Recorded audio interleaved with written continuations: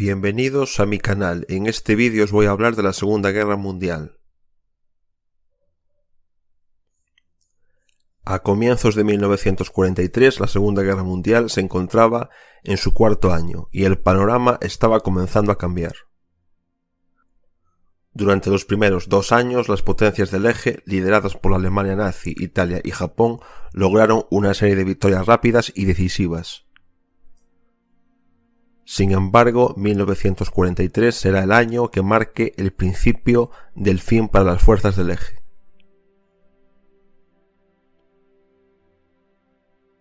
La batalla de Stalingrado entre 1942 y 1943 es uno de los momentos más cruciales de la guerra.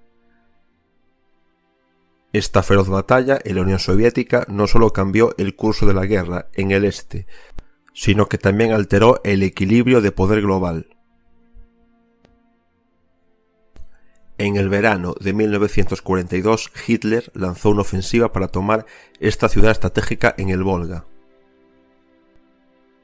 Para los alemanes, Stalingrado era un objetivo vital, ya que podían cortar el suministro de petróleo a los soviéticos y avanzar hacia el sur. Pero a medida que el invierno se instalaba, las fuerzas alemanas se encontraron atrapadas.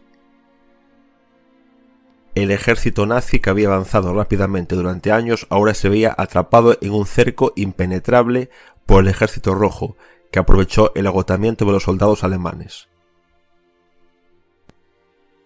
A finales de enero de 1943, el sexto ejército alemán se rindió, lo que significó una derrota humillante para Hitler. La derrota de Stalingrado fue un golpe decisivo para las fuerzas alemanas. La moral de las tropas nazis se desplomó y por primera vez desde el inicio de la guerra los soviéticos comenzaron a recuperar terreno. El éxito de la operación Urano, que cercó a las fuerzas alemanas, y la victoria en Stalingrado no solo cambiaron el curso de la guerra en el este, sino que también pusieron en marcha una ofensiva soviética que llevaría a las tropas del Ejército Rojo hasta Berlín. Mientras el Tercer Reich retrocedía en el este, los aliados avanzaban en el oeste. En el norte de África, las fuerzas británicas y estadounidenses comenzaron a revertir la ocupación del eje. En noviembre de 1942, los aliados lanzaron la Operación Torch, que consistió en un desembarco en Argelia y Marruecos. Aunque los primeros días fueron difíciles, la resistencia del eje en África del Norte finalmente se desmoronó. La derrota alemana en África del Norte fue significativa. La Operación Torch permitió a los aliados tomar el control de Túnez y abrir el camino hacia Italia. Erwin Rommel, conocido como el Zorro del Desierto, fue finalmente derrotado y las tropas del eje fueron obligadas a rendirse en mayo de 1943. Este avance aliado en África no solo debilitó las posiciones del eje en el Mediterráneo, sino que también preparó el terreno para la próxima etapa de la guerra en Europa, la invasión de Italia, que sería un paso clave en la liberación del continente.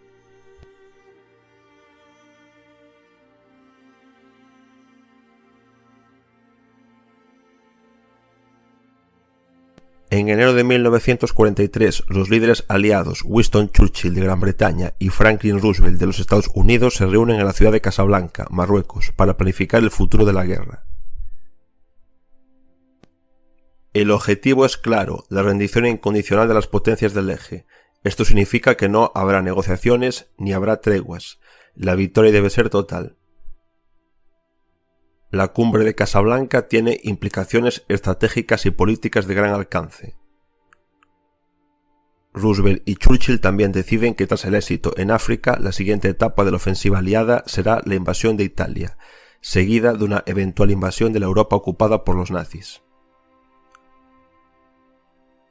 Esta estrategia se basa en la idea de que la caída de Italia debilitaría el Tercer Reich desde el sur, al mismo tiempo que permitiría a los aliados tomar el control de la cuenca del Mediterráneo. En Casablanca, los líderes aliados también discutieron sobre el futuro de Europa tras la guerra, con planes para crear una organización internacional que garantizara la paz y la estabilidad después de la derrota del fascismo. En el frente oriental, las fuerzas alemanas aún no se habían recuperado completamente de la derrota en Stalingrado, pero en el verano de 1943 Adolf Hitler decide lanzar una ofensiva masiva contra las fuerzas soviéticas en Kursk.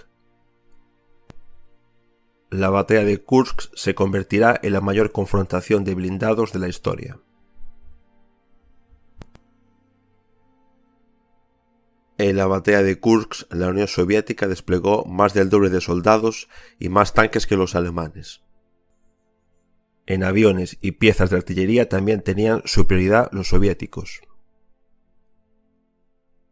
El Ejército Rojo también sufrió muchas más bajas que los alemanes a pesar de haber ganado la batalla. Ambos bandos, alemanes y soviéticos, se prepararon para una lucha titánica. Los soviéticos, conscientes de la magnitud de la ofensiva alemana, organizan una defensa profunda y bien planificada. En julio de 1943 las fuerzas alemanas inician el ataque, pero pronto se encuentran con una feroz resistencia. La bajada de la moral alemana tras la derrota en Stalingrado y la fuerte resistencia del Ejército Rojo no permiten que la ofensiva tenga éxito. La batalla de Kursk marca un punto de no retorno para el Tercer Reich en el este. Las fuerzas alemanas son finalmente derrotadas y los soviéticos inician una ofensiva continua que llevará al Ejército Rojo a atravesar Europa del Este y finalmente a llegar a Berlín en 1945. Kursk es el último intento significativo de los nazis para detener la ofensiva soviética.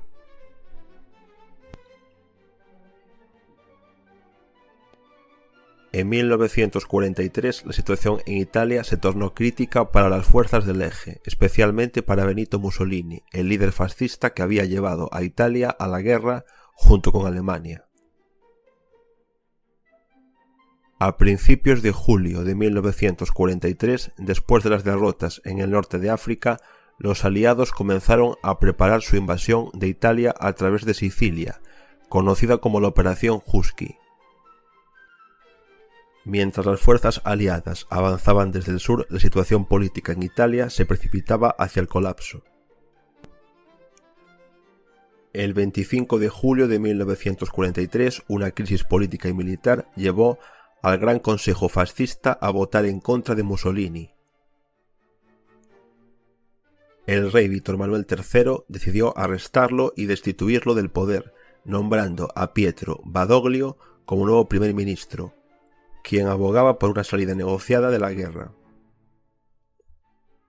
Fue un golpe devastador para el régimen fascista y la caída de Mussolini dejó a Italia en una situación precaria, vulnerable a los movimientos de las fuerzas aliadas y alemanas.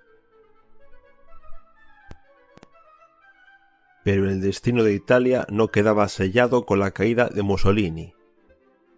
En una arriesgada operación, Adolf Hitler y sus tropas nazis rescataron al dictador fascista el 12 de septiembre de 1943. Bajo la protección de los nazis, Mussolini fue instalado en el norte de Italia, en la ciudad de Salo, donde estableció un régimen títere conocido como la República Social Italiana, más conocida como la República de Salo.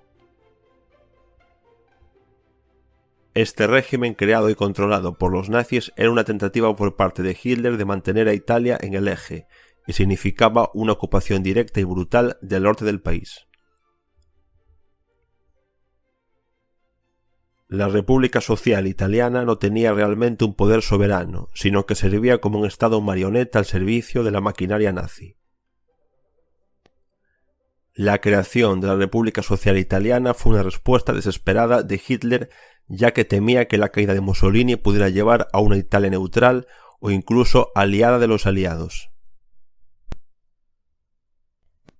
Mientras tanto, en el sur de Italia, las fuerzas del Reino del Sur, bajo el liderazgo de Víctor Manuel III y Badoglio, comenzaron a colaborar con los aliados, buscando una salida al conflicto a través de negociaciones y una rendición parcial. Italia estaba ahora dividida y la guerra en el país se intensificó. Los alemanes no solo estaban luchando contra las fuerzas italianas en el sur, sino que también debían enfrentar una creciente resistencia en el norte. Partisanos italianos, compuestos en su mayoría por comunistas, socialistas, demócratas cristianos y otros grupos antifascistas, comenzaron a organizarse contra el régimen de Salo y las fuerzas de ocupación alemanas. Estos combatientes de la resistencia llevaban a cabo sabotajes, ataques guerrilleros y actos de espionaje, lo que complicaba aún más la ocupación nazi en Italia. La República Social Italiana fue brutalmente represiva. Bajo el control de Mussolini, las autoridades fascistas colaboraron estrechamente con los nazis en la persecución de los opositores políticos, los judíos italianos y cualquier persona sospechosa de colaborar con la resistencia. Las represalias nazis en Italia fueron severas, con masacres como las de Marzabotto y Fosse Ardeatine, donde cientos de civiles fueron asesinados en represalia por los ataques partisanos. El régimen de Mussolini en el norte de Italia se convirtió en un estado de terror y la población sufrió bajo el yugo de una ocupación nazi despiadada. Al mismo tiempo, la colaboración de algunas facciones fascistas italianas con los nazis en la persecución de opositores y judíos italianos empeoró la situación. Cuando los aliados invadieron Italia en 1943, desplegaron más soldados, tanques, aviones y barcos que el Eje. Las tropas del Eje solo eran superiores en submarinos cuando se produjo la invasión aliada de Italia en 1943. En el Océano Atlántico, la guerra sigue siendo una de las más intensas y peligrosas. Los submarinos alemanes, conocidos como los U-Boots, continúan siendo una amenaza constante para los convoyes aliados que transportaban suministros vitales desde América hacia Europa. Estos ataques han sido devastadores, pero los aliados empiezan a tomar medidas para contrarrestar la amenaza submarina. La mejora de tecnologías como el radar y el sonar, junto con tácticas más efectivas de protección de convoyes, comienza a dar resultados. La batalla del Atlántico, que ha sido librada con ferocidad durante años, empieza a inclinarse hacia el lado de los aliados, aunque la amenaza de los U-Boots sigue siendo una preocupación constante.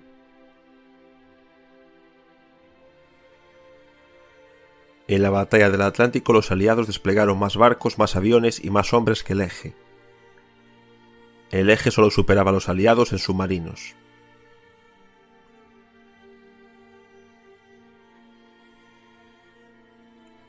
Mientras la guerra en Europa se intensifica, en el Pacífico los Estados Unidos se encuentran con la tarea de derrotar a Japón, que ha estado en guerra con China desde 1937.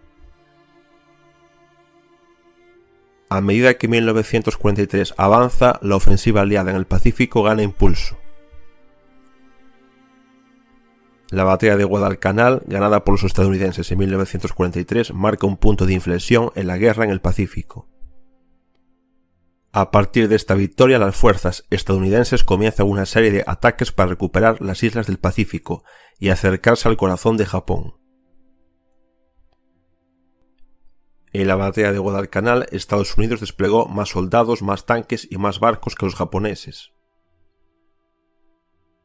Los japoneses consiguieron ser superiores en aviones y submarinos en esta batalla. En 1943, mientras los frentes de batalla se intensifican, los efectos de la guerra se sienten también en las ciudades y pueblos ocupados. En Europa, miles de civiles viven bajo el régimen nazi, mientras que otros luchan como parte de la resistencia. Los trabajos forzados y los bombardeos aéreos se vuelven una realidad diaria para millones de personas. Los esfuerzos de resistencia en países como Francia, Polonia y los Países Bajos siguen creciendo. Sabotajes, espionaje y el ocultamiento de prisioneros de guerra se convierten en actos cotidianos de valentía. 1943 fue un año de transición en la Segunda Guerra Mundial. Las potencias del Eje, ya golpeadas por derrotas clave en el este y en el oeste, comenzaron a perder terreno de forma irreversible. La victoria aliada parecía cada vez más probable, sin embargo aún faltaba mucho por luchar. El panorama de la guerra, tanto en Europa como en el Pacífico, se transformó en una lucha por la supervivencia. A medida que los aliados continuaban su avance, la guerra estaba lejos de terminar, pero la derrota de las potencias del eje estaba cada vez más cerca.